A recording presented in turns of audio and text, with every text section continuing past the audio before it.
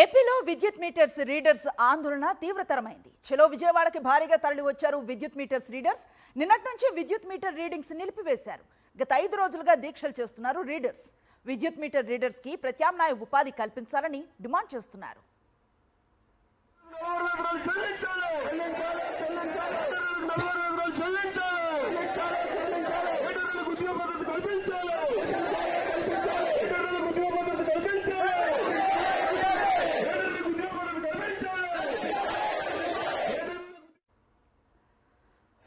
విజయవాడలో ఏపీలో విద్యుత్ మీటర్స్ రీడర్స్ ఆందోళన తీవ్రమైంది.